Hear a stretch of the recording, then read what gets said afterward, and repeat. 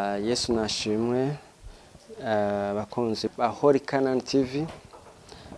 Turashima Imana ubugira kandi ko dusubiye kubonana uyu munsi. Banje kubashimira nshimira n'Imana yampaye aka karyo ko kubana namwe. Nongera nshimira n'uburongozi bwa Holy Canaan TV bwatwizeye kugira ngo buduhe aka karyo ko kuganira namwe ijambo ry'Imana. Uno munsi turaza gufatanya umwanya munini wo gusenga, gusengera hamwe, kuko isengesho ikintu kidasanzwe. Isengesho ryugurura ijuru. Imana ihabwe icubahiro cyane. Urashobora kuba wahora wifuza umukozi w'Imana gusengera, canke na woba usanzwe uri umusenzi mugabo kumva urakeneye isengesho, aka kanya ni gwawe. Aka kanya ni gwawe ko gufata umwanya dusengane, duhamagara Imana hamwe, kandi dizeye ko tuza kubona ikintu kidasanzwe. Ariko imbere yuko dutangura, reka tubanze twiragize Imana aka kanya tugiye gufatanya, tugasengere, tugahe mpwemu yera abari bakarongora. Data Mana mw'izina rya Yesu Kristo, Mana uri mu ijuru, turagushimiye tukengurukira uno mwanya mwiza uduhaye wo kuganira ijambo ryawe, kuganira ivyera vyawe n'ubwoko bwawe. Mu izina rya Yesu Kristo Umunyanazareti, turaguhaye kaze na karibu muri uno mwanya no muri isaha. Mwami, ivyapfuye ubizure. Mwami, abari babuze ibyizigiro, Mwami ubibahe mu izina rya Yesu Kristo. Ndasenze bango Mana uri mu ijuru, ugenderere umuntu wese aza kumviriza aya majambo, kandi Mana uhoraho ukuboko kwawe kubaramire mu izina rya Yesu Kristo. Turaguhaye kaze na karibu Papa, turaguhaye kaze na karibu, uganze utegeke, kuko uri umwami kandi umwami araganza. Urakoze imiza rya Yesu Kristo, amen. Reka tuganire iri jambo ry'Imana riri muri Luka igice c'10. Turaza guhera ku murongo w'indwi, turagenda gatoyi. Ahavuga ngo Yesu atuma abigishwa biwe 70 kwigisha. Reka duhere ku murongo w'indwi canke kamene ko wa gatanu. Avuga ngo inzu yose muzokwinjiramwo muzobanze muvuge muti amahoro abe muri iyi nzu. Niyaba irimwo umunyamahoro, amahoro yanyu azoba kuri we, ariko nibitamera bityo azobagarukako. Kandi iyo nzu nyene muzoyigumemwo, murye munywa ibyo babahaye, kuko umukozi akwiye ingero yiwe.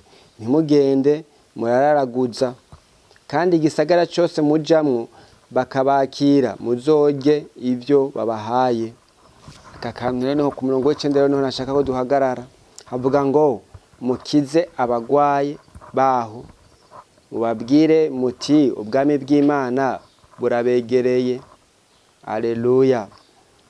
Ariko igisagara cyose mujamwo ntikibakire, musohoke muje mu nzira zacu. Muti n'umukungugu wo mu gisagara cyanyu ubafashe mu birenge vyacu, turawubakunkumuriye. Ariko mumenye iki, yuko ubwami bw'Imana buri hafi. Imana dufashe cyane. Iri jambo nashaka guhagarara ku murongo w'9 gusa, ngo mukize abagwaye baho, mubabwire ubutumwa, mubabwire muti ubwami bw'Imana burabegereye. Amen. Itegeko izi ntumwa bari bafise ni itegeko rimwe gusa, mubwire abantu ubwami bw'Imana ko bubegereye. Ica kabiri, irindi tegeko baba ngo muce mukiza abagwaye. Matayo yabivuze neza ngo mukize abagwaye, ngo muzura abapfuye, musende abadayimoni. Arongera avuga ngo mukize abanyamibembe. Niko muri Matayo we yaciye abivuga, ariko arashako akaburungu. Aha rero ngome tuvugane ibintu bibiri mbere yuko tuja mu mwanya wo gusenga. Ushobora kuba ubuza amahoro, ushobora kuba utabona inzira. Ndibuka amahoro ni absence y'amahoro nyine, ni ikintu udashaka gusigura, ariko ukumva urafise ubwoba bw'ejo, urafise situation ubona urabona utabona neza.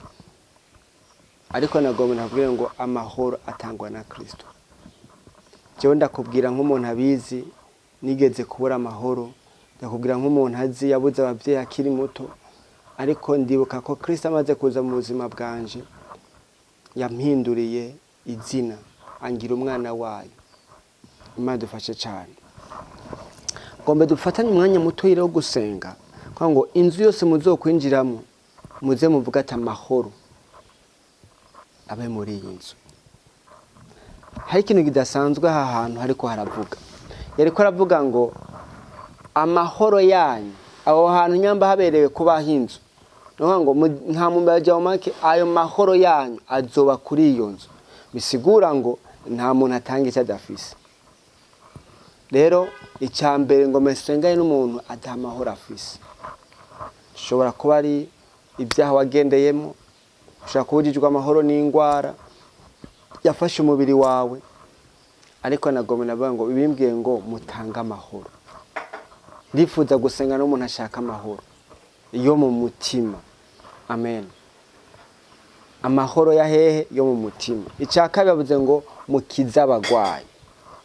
Dufise intahe nyinshi twomuvuga ko kuntu byo gukiza abagwayi. Rero tujya gusenga uburyo butandukanye, ariko ndashaka mbanze mvuge ngo wewe muntu uri kuranyumviriza,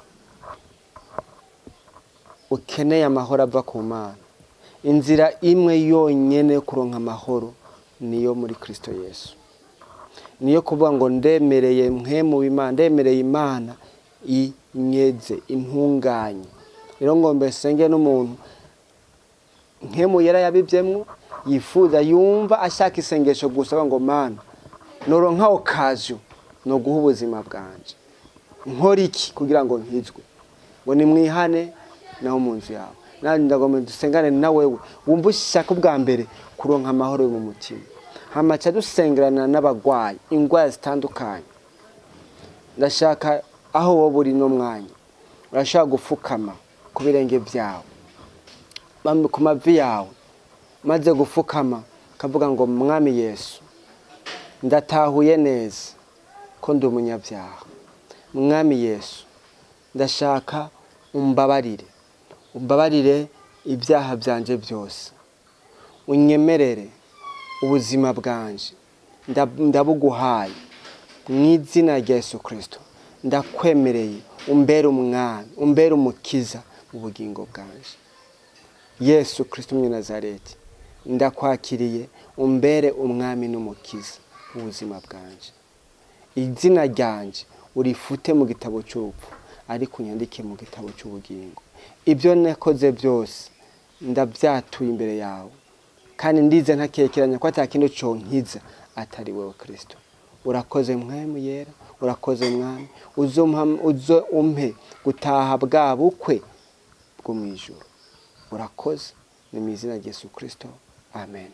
Umaze gusengera isengesho bisigura ko wakiriye Kristo nk'umwami n'umukiza mu bugingo bwawe.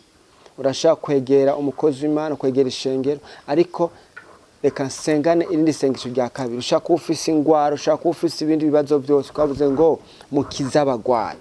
Bisigura ngo ni itegeko, ntiyavuze ngo musabe, oya, ingwara iyo ari yo yose uno mwanya n'isa iri ku itegeko ryo gukira, kuko mu mishishago yiwiwe niho twakira ingwara. Ngo mukize iki? Abagwayi. Yesu yavuze ngo bamuwamwe ati ubishatse ngo wonokira, nabwo nawe ati ndabishatse. Nenda ndavuze mpagaze mu izina rya Yesu Kristo mu Nazareti, tugiye gusenga twakira gukira ku buzima bwawe, twakira ingwara iyo ari yose. Ngo uno mwanya n'isa uve muri uyu mubiri. Ushaka uri mu bitaro, ushaka uri mu ndege, aho uri hose, Mana mu izina rya Yesu Kristo umunyanazareti, turasanganguye imigabo n'imigambi y'umugwanizi mu izina ry'abasabyi bawe Mwami. Mana baguhaye ubuzima bwabo, baguhaye Mwami, bemeye kukwakira, bemeye Mwami mu izina rya Yesu Kristo.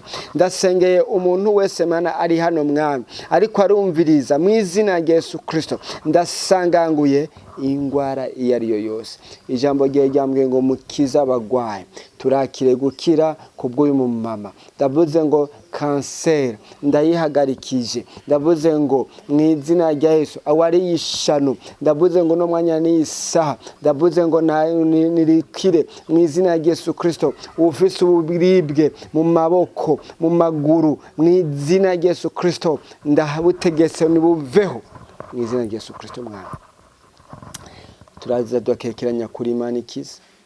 Ndasengeye umuntu ariko arameneka umutwe mwami, ndasengeye uyu muntu mwami ubwenge bwiwe mwami bwaboshwe mu izina rya Yesu Kristo. Ndavuze ngo akira gukira, ndavuze ngo akira gukira, ndavuze ngo akira gukira, ndavuze ngo akira gukira mu izina rya Yesu Kristo. Ndavuga uno mwanya n'isaha ingwara iyo ari yo yose, ndavuze ngo wa daimoni we witije umubiri w'uyu muntu, ndavuze ngo rekura, sohoka mu izina rya Yesu Kristo. Mwami urakoze, mpemu yera, urakoze papa, ndagushimiye, ndagukingurukiye. Ndasengeye mwami uyu muntu numva agwaye ukuboko kw'iburyo, ndamusengeye mu izina rya Yesu Kristo. Ndahagarikije imisonga uno mwanya n'isaha, mpagaze mu izina rya Yesu Kristo. Ndavuga ngo gukira, ukubohoka, gutabagwa mu izina rya Yesu Kristo. Ndasengeye mwami aba bantu batabona ibyo kufungura, mana bafise ubwoba bw'ejo, babujijwe amahoro mwami no kuriha inzu, babujijwe amahoro mwami n'ubuzima bwa misi yose. Mwami suka imvura y'umugisha mana kuba kwizeye, kuba kwizigiye mu izina rya Yesu Kristo. Uno mwanya n'isaha ndasengeye abakobwa biteguye kugira mariage mu izina rya Yesu.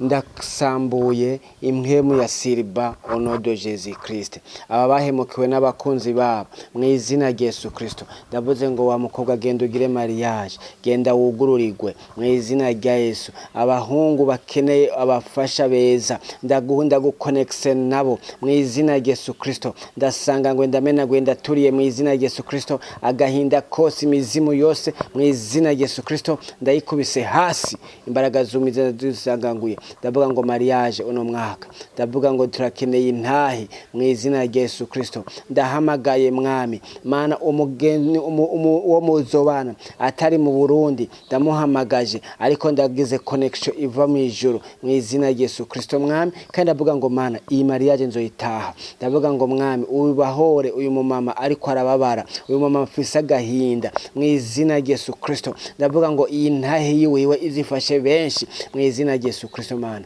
urakoze, mpemu yera, urakoze papa uri mu ijuru. Ndaremye igicu cyo gukira, ndaremye igicu cya mariage. Umuntu wese azomwami azokwizera iri sengesho, kwavuze ngo haleluya, mukiza abagwayi, musenda abademoni. Ndasenza abademoni bari bahagaze muri iyi mariage, bari bahagaze muri uru rudandazwa, bari bahagaze muri ubu buzima, imizina Yesu tubisenze, amen. Murakoze. Kandi iza hakekeranya ko hariho ikintu giriko kirakoreka, hari ico mpemu yarakoze. Ndavuga ngo abamarayika b'Imana bagenderere urugo rwawe, bagenderere ubuzima bwawe, hama uzuza n'intahe ivuye ku Mana, imizina ya Yesu Kristo, amen.